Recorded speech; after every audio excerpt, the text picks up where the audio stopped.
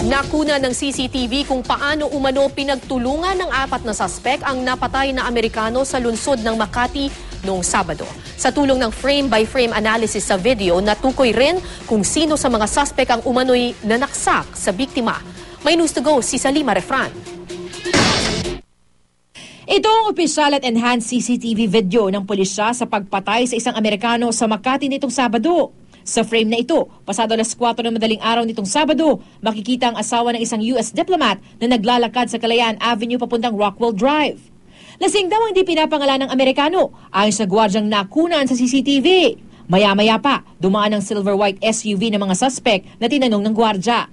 Habang tinatanong ang mga sakay ng SUV ng gwardya, nakitanong din ang biktima.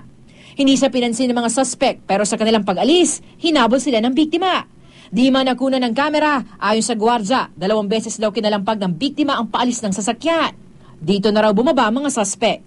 Ang isa, itinulak ng biktima at dito na raw sumiklab ang gulo. Sa puntong ito raw sinaksak ang biktima pero hindi na namin ipapakita ang video.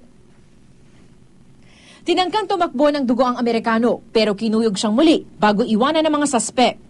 Sa frame-by-frame analysis ng pulisya, ang suspect nito na may hawak ng panaksak, kinilala bilang si Juan Alfonso Abastillas. Malinaw na malinaw po, ang tanging may hawak lang po ng patalim ay ang nagngangalang Juan Alfonso Abastillas.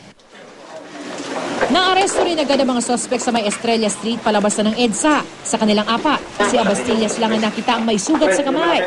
Para mapalakas ang reklamo, pinaghahanap na ngayon ng pulisya ang lalaking ito na napadaan lang pero nasaksihan umano buong pangyayari. Maging matapang po tayo na tulungan maprotektahan ang hustisya na kailangan nating ipakamit po sa naging biktima. Kinundena ng US Embassy ang pananaksak sa biktima na isang miyembro ng US Marines. Namatay siya sa ospital dahil sa mga tinamong sugat. Salima Refran, GMA News.